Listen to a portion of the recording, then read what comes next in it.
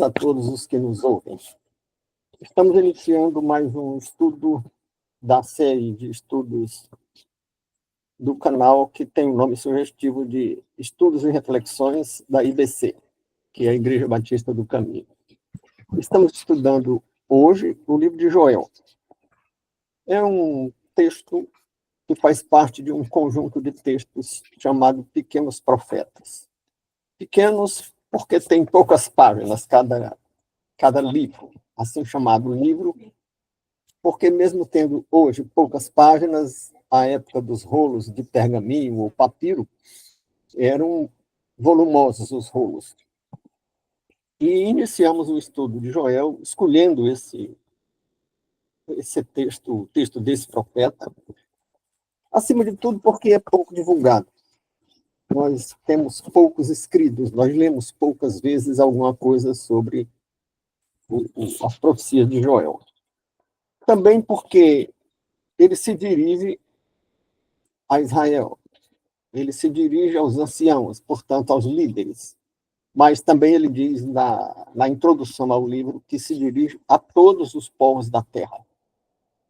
Portanto, ele é revestido de universalidade. E se dirige a todos os povos da terra, certamente aquelas profecias que são muito focadas nos problemas que Israel estava vivendo e que profetizavam o que iria acontecer em Israel, elas de algum modo também se estendem a todos os povos da terra. E tínhamos iniciado esse estudo no domingo passado, lembrando que se trata de um livro que pode ser dividido, e muitos estudiosos assim o fazem, pode ser dividido em duas partes. Numa primeira parte, além dessa introdução, de ele explicitar quem são os destinatários a quem ele se dirige, também ele faz uma descrição das calamidades que estão por vir sobre Israel. E nós descrevemos essas calamidades no domingo passado, e ressaltamos o fato de que o profeta ligava estas calamidades ao fato de que aquele povo que foi tão abençoado, que foi tão protegido, libertado do Egito, protegido na marcha pelo deserto, protegido nos embates com povos muito maiores, aquele povo se desviou dos caminhos do Senhor. E ao se desviar, por escolha própria, saiu debaixo da proteção que tinha. E tendo saído debaixo da proteção que tinha, ficou exposto às calamidades que o profeta estava anunciando.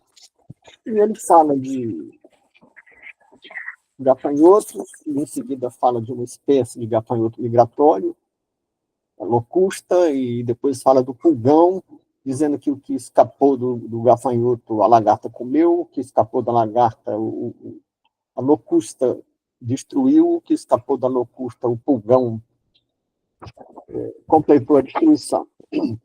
Que houve muita fome, que faltou, inclusive, alimento no templo para os sacerdotes, e até os que eram dados à bebida iriam sentir falta do vinho, porque os vinhedos seriam arrasados. Né? Então, ele faz uma descrição realmente muito forte, e ele fala de um povo inumerável e poderoso que viria contra Israel. E esse povo inumerável, porque inumerável era um exército muito grande, o exército desse povo, e que ninguém poderia resistir, ele faz uma alusão, sem citar nome, à Babilônia. E talvez não tenha citado o nome dos caldeus, que era o povo da Babilônia, porque Israel já estava sob domínio da Babilônia. Tinha havido uma guerra anterior, que não foi tão destrutiva, Israel se rendeu fazendo um acordo, descumpriu o acordo, ou achou que o acordo era muito desfavorável, e se rebelou. E então ele estava anunciando o que viria a Segunda Guerra com os caldeus, que é o povo da Babilônia, e que essa guerra traria grande destruição. Comentávamos ainda que a Babilônia, por muito tempo, foi considerada por historiadores e por teólogos como uma figura simbólica, uma figura lendária, uma referência puramente simbólica. Mas depois os arqueólogos descobriram a Babilônia, né? Descobriram vestígios e provas arqueológicas de que existia um reino com esse nome, que de fato foi um reino que teve um poder inigualável na região. Então, visto isso que abordamos no domingo passado, trataremos hoje das considerações sobre a segunda parte, né? Voltando a lembrar que os destinatários eram os anciãos de Israel, porque os anciãos como que governavam, tinham assento nos conselhos e exerciam uma influência muito poderosa sobre os reis. Mas isso se aplica a todas as lideranças, porque ele também se dirige aos pais, dizendo que orientem os filhos e que narrem aqueles fatos para que os filhos narrem aos filhos dos filhos e os filhos dos filhos aos filhos dos filhos. Portanto, ele cita filhos, netos, bisnetos, sem usar esses nomes, mas sempre dizendo filho, filho do filho. E isso sugere que não é uma mensagem para aquele momento só, porque toda a descendência deveria tomar conhecimento daquilo, toda a descendência dos destinatários. E quando ele fala dos destinatários, ele cita explicitamente todos os povos da terra. Então, é uma mensagem universal para todas as épocas, portanto, para nós também. E a primeira parte foi essa narrativa das calamidades, que, de certo modo, é uma exortação. Entendendo-se como exortação, uma advertência acompanhada do anúncio de consequências, e consequências graves. A admoestação seria apenas uma advertência, mas ele, além de admoestar, ele vai além de uma admoestação, ele faz uma exortação. E, além de descrever situações indesejáveis, ele como que conclama a uma mudança de atitude. Isso aqui é exortar. Bom, e qual é a exortação? Ele diz lá em Joel, já no primeiro capítulo, versículo 13, diz: Cingivos e lamentai-vos, sacerdotes. Então, ele se dirige aos líderes. Eu estava mencionando apenas os anciãos, mas aí ele já começa também a se dirigir aos sacerdotes. Cingivos e lamentai-vos, sacerdotes. Gemei, ministros do altar. Entrai e passai, vestidos de sacos durante a noite. Ministros do meu Deus, porque a oferta de manjares e a libação, que é um derramamento de líquido em uma liturgia honrando a Deus, cortadas foram da casa do nosso Deus. As libações foram cortadas por falta do vinho, por falta até de água, né? Então, ele agora se dirige aos anciãos e aos sacerdotes, o que significa dizer, ele ressalta a responsabilidade dos líderes. Ele não exclui a responsabilidade do povo em geral. E deixa claro que o povo em geral tem responsabilidade por seguir o desvio dos líderes. Tanto tem que sofre consequências. Mas deixa claro que as lideranças, sejam os sacerdotes, sejam os anciãos, eles são responsáveis pelo desvio de Israel, do povo hebreu, dos caminhos do Senhor. E, como a exortação sugere uma mudança de conduta, e ele fala em usar sacos, cingivos, lamentai-vos, gemei do altar, entrar e passar vestido de saco. Vestir saco, na época, era uma manifestação de luto, de pesar, mas também era uma manifestação de arrependimento. Era uma uma decisão de mudar de conduta. Era alguém que vestia saco estava dizendo que estava disposto a mudar de conduta. E ele está dizendo, olha, se vista de saco, que era um costume da época. Ele não tá introduzindo nenhuma inovação, não está criando nenhuma novidade. Ele está dizendo que é o momento de exercer uma prática que significa pesar e arrependimento. Bem, já então não trata somente dos anciãos, ele trata também dos sacerdotes.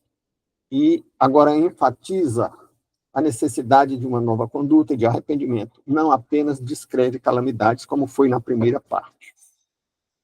Então, no versículo seguinte, estávamos lendo o versículo 13 do primeiro capítulo, no versículo seguinte temos um apelo ao jejum. E a que congregassem os anciãos, eles se reunissem e clamassem ao Senhor. E por que jejum? Porque jejum era um costume do Antigo Testamento que representava ou auxiliava a pessoa a se encher de fé, ou se encher de espiritualidade, e buscar o Senhor. Né? Então, era uma maneira de como que abrir a mente, ou, para usar uma linguagem teológica, abrir o coração para as manifestações espirituais. E eu digo uma prática do Antigo Testamento, porque há uma polêmica sobre o jejum permanecer no Novo Testamento, embora a maioria dos diversos ramos do cristianismo histórico adotem ainda hoje a prática do jejum, mas tem aquela passagem do Novo Testamento em que o Cristo diz que os apóstolos não estavam jejuando, porque o Senhor estava com eles. Né? E as pessoas dizem, mas quando Pedro estava preso, os irmãos estavam orando e jejuando. Já no Novo Testamento. Mas ali todos eles eram judeus convertidos, e os costumes dos judeus convertidos eram tolerados no meio cristão. Né? Bom, mas não vamos entrar nessa discussão, porque aí seria um desvio temático. Né? Bom, aí vem, nesta segunda parte, a promessa de bênçãos. A primeira parte foi a descrição de calamidades. Na transição da primeira para a segunda parte, o fim da primeira parte, começo da segunda parte, tem a exortação. Vistam sacos, se cinjam de cinzas, jejuem, porque toda essa desgraça que foi descrita nos versículos anteriores, consequência dos erros que vocês cometeram. E aí ocorre que ele está falando de pragas, ou de pestes, que arrasaram a lavoura. Quando ele fala em lagarta, em locusta, em pulgão, ele está falando de pestes da natureza. E também ele fala de seca. E vai falar de falta d'água por causa de seca. E vai falar que o rebanho sofre por causa de seca. E ele está descrevendo a seca como uma consequência dos erros do povo. E aí toca num ponto muito sensível, que é de aludir a fenômenos naturais como consequência de condutas humanas. Não de condutas que interfiram na dinâmica da natureza, como queimar combustíveis fósseis, que hoje se discute muito, né? Ou como produzir alguma obra que interfira na dinâmica da natureza. Mas ele está falando de uma época que não tinha nada disso. Não se queimava combustível fóssil. E nem outras medidas que podem alterar a natureza. Não se faziam grandes represas, né? Nem grandes queimadas. Nem consta que houvessem queimadas. Quem fazia queimada era a Índia aqui na América, né? Fazia queimada para depois fazer roça. Mas o povo de Israel não tinha essa prática.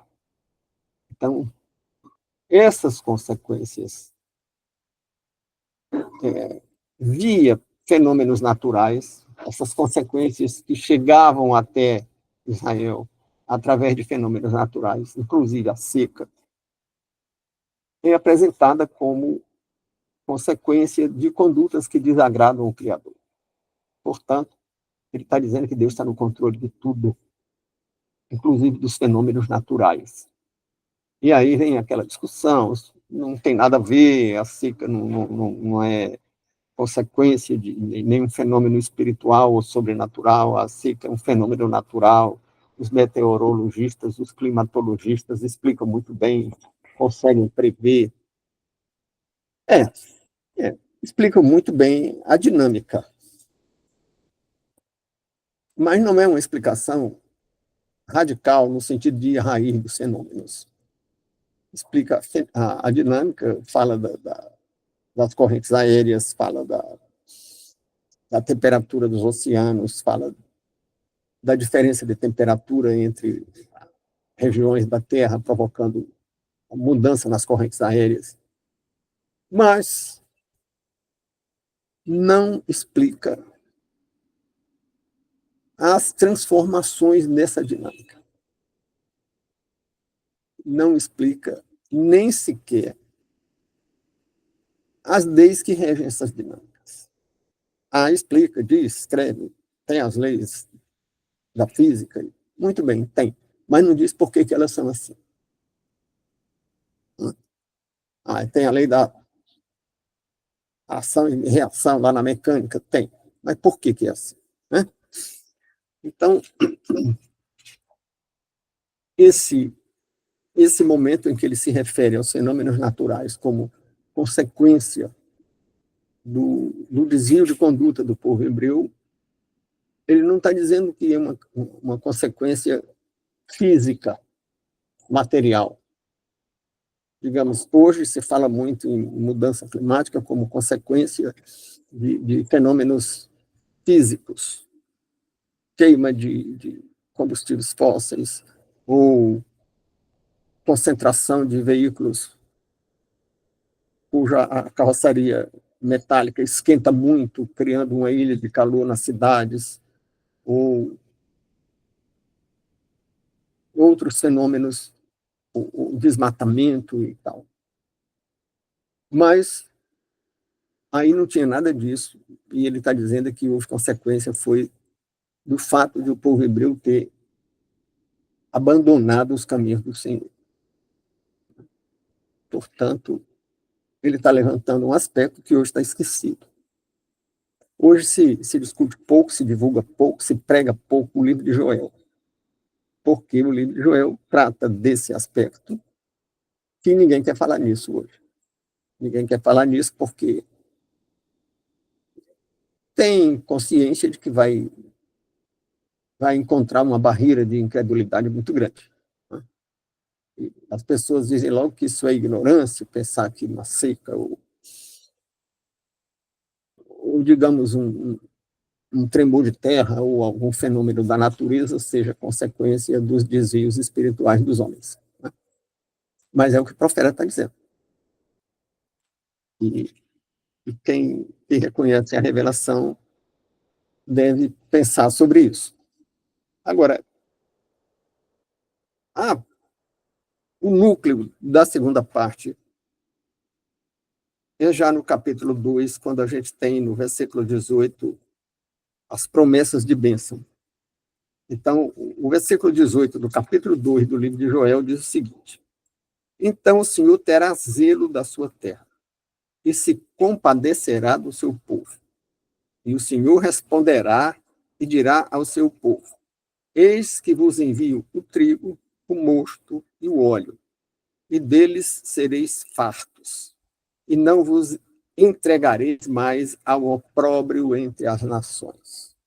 Então havia uma promessa de fartura, uma promessa de que Israel não seria mais opróbrio daqueles povos vizinhos, né? Que ridicularizavam e que agrediam, e que em alguns momentos chegaram a escravizar o povo hebreu. Né? Mas o versículo diz: e o Senhor responderá, porque ele estava falando, nos versículos anteriores, sobre a conduta que o povo deveria adotar e estava recomendando que orassem, que clamassem, manifestando arrependimento e buscando uma reconciliação com o Criador.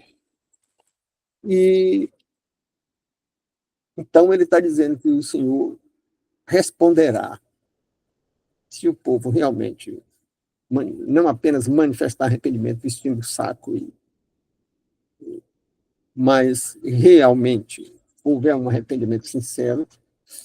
E ele deixa isso muito claro quando diz que não está interessado em sacrifícios, não está interessado no aspecto formal das condutas sacrificiais, ele está interessado nos sentimentos. Então, ele diz que se houver realmente o sentimento de quem repensou os seus erros e se dispõe a abandonar as condutas erradas, então ele diz: o Senhor ouvirá e responderá às orações. Porque sem isso ele não ouvirá as orações. Né? Então, e, e, e assim sendo, haverá um tempo de abundância. E aí ele cita o trigo, o mosto, que é uma fase de transição na produção de vinho, da transição do suco de uva para o vinho, quando começa a fermentação, e promete também abundância de óleo, e promete que Israel será respeitado pelos outros povos, porque não será mais opróbrio, quer dizer, não será mais motivo de humilhação e desrespeito. Né? E, e continua nessa direção no capítulo 3, no segundo verso do capítulo 3, né? Ainda no livro de Joel, porque só estamos, né? Dizendo que as nações serão julgadas. Né? Ele diz, em seguida temos no livro de Joel uma promessa segundo a qual as nações serão julgadas pelo Senhor. Joel 3:2. Estou lendo a página 6 de quem recebeu por e-mail ou pelo WhatsApp o texto base. Porque aquelas pessoas de quem eu tenho e-mail ou WhatsApp, eu envio o texto. Então, em seguida, voltando ao primeiro parágrafo da página 6, em seguida temos no livro de Joel, uma promessa segundo a qual as nações serão julgadas pelo Senhor. Em Joel 3:2, onde lemos que as nações serão congregadas e julgadas, ou seja, serão reunidas no Vale de Josafá. O Vale de Josafá é tido por alguns estudiosos como uma alusão simbólica de um lugar de julgamento. Seria o Vale de Josafá. Então, os povos seriam reunidos em um determinado lugar. Que há quem acredite num lugar físico, mas também há uma interpretação que me parece mais apropriada, de que não seria necessariamente um vale, algum lugar entre morros ou montanhas, mas seria a presença de Deus. Seriam julgados na presença de Deus. Né? E isso sendo um julgamento final. Portanto, agora, o livro de Joel está tratando de um aspecto que faz parte de um estudo escatológico. Está tratando de escatologia. Está tratando do fim dos tempos. Né? Então, ele promete que no fim dos tempos, aquelas nações todas que hostilizavam Israel, algumas delas escravizaram, praticaram as maiores violências, porque guerra na antiguidade era guerra mesmo, não eram essas arengas de hoje que as pessoas ficam manifestando escândalo se morrem algumas pessoas ou se morrem crianças. Na época não tinha isso, não. Eles conquistavam o reino, eles furavam os olhos dos filhos do rei na presença do rei, eles castravam os filhos do rei, eles castravam o rei, eles escravizavam as pessoas, eles tomavam as mulheres, e, e esses povos, está dito aí no livro de Joel, serão levados a julgamento. E aí surge uma discussão. Há uma responsabilidade coletiva ou as responsabilidades são individuais? Né? E me parece que essa questão tem uma resposta muito clara, quando, biblicamente, nós lemos que cada um dará conta de si mesmo a Deus. Então, as responsabilidades são individuais. Ah, mas se as responsabilidades são individuais, então por que as nações serão julgadas?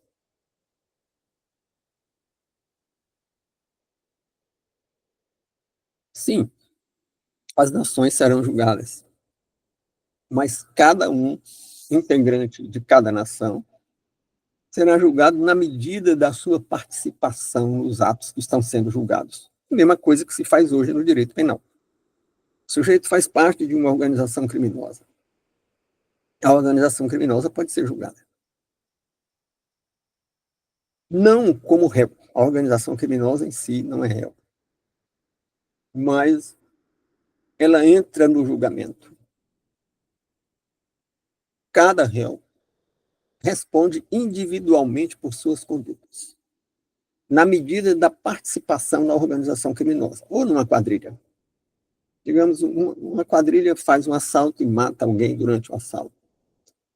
E todos os integrantes da quadrilha são julgados. Então, nós dizemos que a quadrilha está em julgamento, embora os réus sejam individuais, na medida da participação de cada um no crime. Assim também é o julgamento das nações. Os caldeus vão ser julgados, porque fizeram o que fizeram com Israel. Os assírios vão ser julgados, porque fizeram também o que fizeram com Israel. E os egípcios, e os amalequitas, e os filisteus, e os cananeus, e os jebuseus, e todos aqueles povos que aparecem no Antigo Testamento, hostilizando Israel. E certamente que aparecem também no Novo Testamento, porque no Novo Testamento já se fala em Roma, né? E certamente que entre as guerras com Roma e a dominação romana e os impérios que antecederam Roma, como o Império Alexandrino, o Império Macedônico de Alexandre o Grande, e o Império Medo-Persa, do que hoje é o Irã, mudou de nome, mas está lá no mesmo lugar e é o mesmo povo. Então, esses povos também, está dito pelo profeta Joel, esses povos também serão julgados, né? Mas cada pessoa no limite da sua participação. Portanto, não significa que só por ser cidadão romano, ou só por ser súdito do Império Persa, ou do Império Babilônico, ou do Império Assírio, alguém seja condenado na mesma medida de todos os integrantes do Império. Não quer dizer que os egípcios que escravizaram Israel e perseguiram, pensando em massacrá-los à margem do Mar Vermelho, todos os egípcios não são, evidentemente, tão responsáveis quanto o faraó. E certamente muitos deles não têm responsabilidade nenhuma por isso. Então, mas a promessa está feita, né? A promessa de que haverá um julgamento final. Portanto, haverá o dia do Senhor. E o profeta fala no dia do Senhor. E nós temos visto muito interesse em estudos de escatologia ultimamente, porque alguns acontecimentos têm sido discutidos como próprios de um período descrito na Bíblia como os últimos dias, e é uma matéria muito controversa. Para alguns, os últimos dias começaram com a vinda do Messias, ou os últimos dias teriam começado com a crucificação ou com a ressurreição do Cristo. Outros já dizem que os últimos dias seriam marcados pela a figueira reflorindo, porque Jesus procurou fruto na figueira, e ele sabia que não tinha, porque não era na estação de frutos, portanto, e a figueira não tinha fruto. E ele amaldiçoou a figueira, que secou na hora. Depois, em algum momento, já em outra ocasião, conversando com os apóstolos sobre os últimos dias, ele disse que quando a figueira reflorisse, o fim estava próximo. E há um entendimento que a figueira é Israel, porque Jesus simbolicamente procurou fruto na figueira, como procurou fruto em Israel. O que seria fruto em Israel? Seriam os judeus aceitando o Messias, aceitando Jesus como o Messias. Né? E não encontrou, né? Porque a maioria dos judeus não aceitou, e inclusive Jesus foi morto por eles. Então, a figueira refluiu em 1948. Né? É um sinal. Muitas outras ocasiões de grandes catástrofes, e gripe espanhola, e peste bubônica, e guerra dos 100 anos na Europa, e guerra dos 30 anos na Europa, e guerra dos 7 anos na Europa, e 2 guerras mundiais na Europa. Esses acontecimentos todos foram motivo de discussão a cada um desses momentos na história sobre o fim dos tempos. Mas a figueira não tinha reflorido. E agora a figueira refloriu. A figueira refloriu em 1948. E também há uma outra peculiaridade dos últimos dias, é que haveria um grande crescimento do conhecimento, que não havia isso nas ocasiões anteriores. Hoje há um grande crescimento do conhecimento. O que se produz de pesquisa, de relatório de pesquisa, criando, sejam inovações tecnológicas, sejam descobertas científicas, em todas as áreas, no campo da biologia, da física, da química. O crescimento cresce exponencialmente como nunca antes na história da humanidade. Também, um outro detalhe é que todos os povos teriam que ouvir falar, deveriam ter ouvido falar de Cristo quando chegassem os últimos dias. E a internet criou um grau de divulgação tão grande que certamente todos os povos, todas as nações hoje ouviram falar de Cristo. Né? E também um sinal seria uma conversão de Israel, uma aceitação do cristianismo por Israel. E já esse ano, um manifesto de 80 rabinos aceitando o cristianismo e conclamando Israel a aceitar também. É um sinal que vem junto com o fenômeno que estão chamando de um movimento que estão chamando de judeus messiânicos. São judeus que estão aceitando Jesus como Messias, que também é um dos sinais. Né? E também o fato de que todos os povos se congregariam numa grande aliança contra Israel. E quem não estivesse na aliança ficaria meio que isolado, meio que neutro. Né? E isso está se configurando na medida em que a União Europeia está pedindo para se fazer bloqueio de embargo de armas para Israel, e os povos islâmicos que dominam todo o norte da África e estão dominando quase a África toda, e estão muito presentes na Europa, sendo minorias muito expressivas na França, na Inglaterra, na Holanda, na Bélgica e em outros países. Esses povos todos, e também as grandes ditaduras da Ásia, estão todas contra Israel. Né? Irã, China, Coreia do Norte, Paquistão, e este sinal também está se configurando. Né? Então, os estudos de escatologia estão muito presentes hoje nos meios de estudiosos da Bíblia, de estudiosos de história. Então, estudiosos de história que conhecem a Bíblia. Claro que estudiosos de história que não conhecem a Bíblia não têm nenhum interesse nisso. Né? Então, o livro de Joel dá alguma contribuição nesse sentido. Ele é muito sintético, ele não se estende, Ele não fala sobre os sinais dos últimos tempos. Esses sinais que eu mencionei todos não estão em Joel. Eles estão no Novo Testamento, nas falas do Cristo. Muitos outros sinais as pessoas vão buscar lá em Daniel ou Ezequiel, né? Nas 70 semanas de Daniel, e aí tem até quem faça umas contas para dizer que depois da figueira reflorir, você teria 2 gerações. E se cada geração tiver 40 anos, nós já estamos no momento de concluir o tempo da segunda geração, desde que Israel foi fundado. Mas esse é outro estudo muito complexo, que não caberia aqui no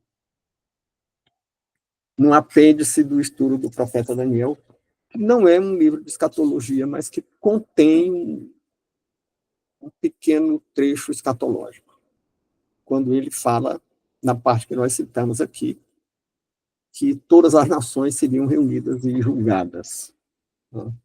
E que a terra se encheria da glória do Senhor. Então, é, é um recado. E nós chegamos a algumas conclusões aqui, nesse nosso rápido estudo.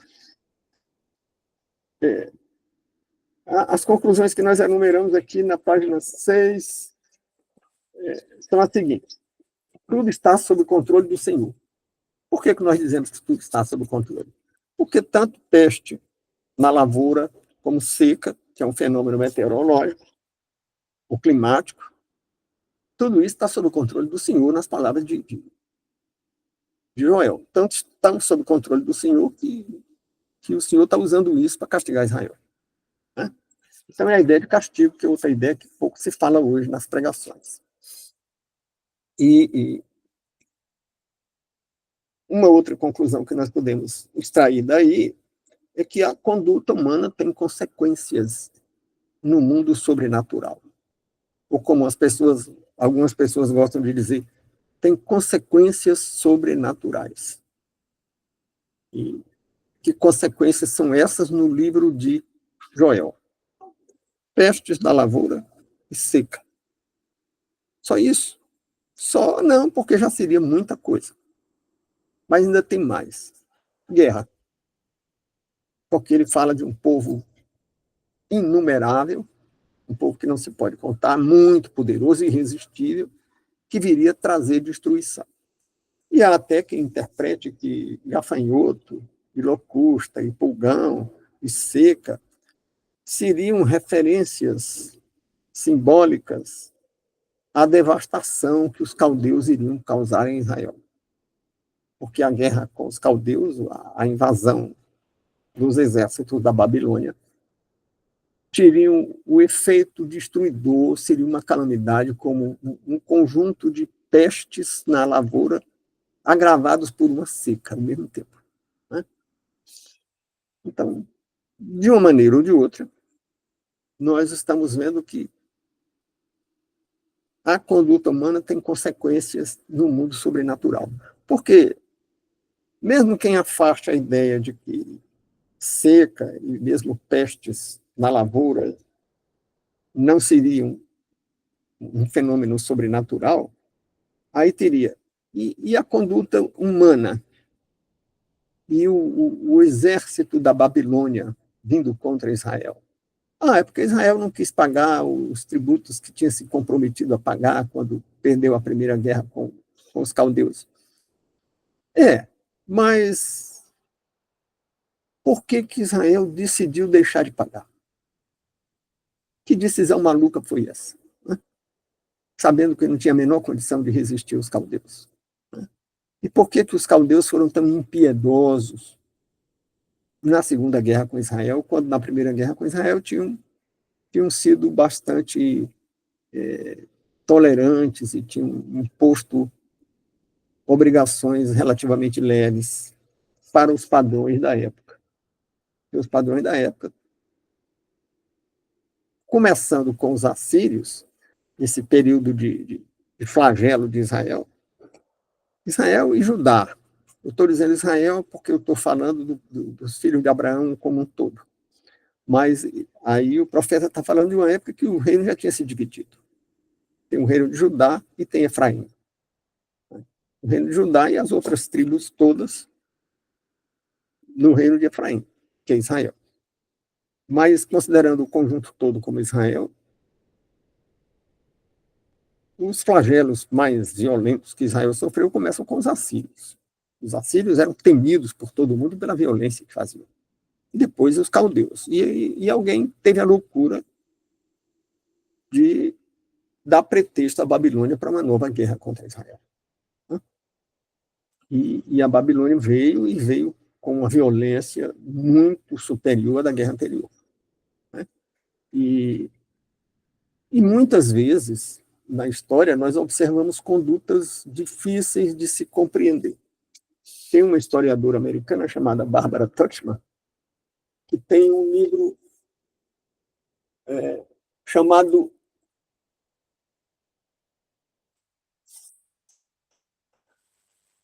A Prática da História, né? Em que ela descreve alguns fenômenos históricos que são difíceis de compreender na lógica do bom senso. E tem um outro livro dela, chamado A Marcha da Insensatez, que mostra como determinados governos agiram de uma maneira tão irracional e levaram à frente guerras completamente contrárias aos seus interesses. Né? E ela não cita só, ou não se baseia naquelas decisões tomadas individualmente, exclusivamente por um imperador ou um ditador. Ela não fala, por exemplo, em Napoleão se expondo ao inverno russo, a milhares de quilômetros das suas bases logísticas, e esperando, porque não ficou de vir. Ele entra em Moscou e fica esperando que o imperador, que o czar venha se render, sem ter a promessa de que o czar viria, e ele fica esperando e o inverno chega. Então, mas ela não considera isso, porque foi uma decisão pessoal. Ela considera aquelas decisões tomadas por um conjunto de conselheiros e ministros e parlamentares. Tem um livro sobre a Primeira Guerra Mundial que não é propriamente sobre a guerra, é sobre a evolução dos acontecimentos que levaram à guerra. O livro se chama Os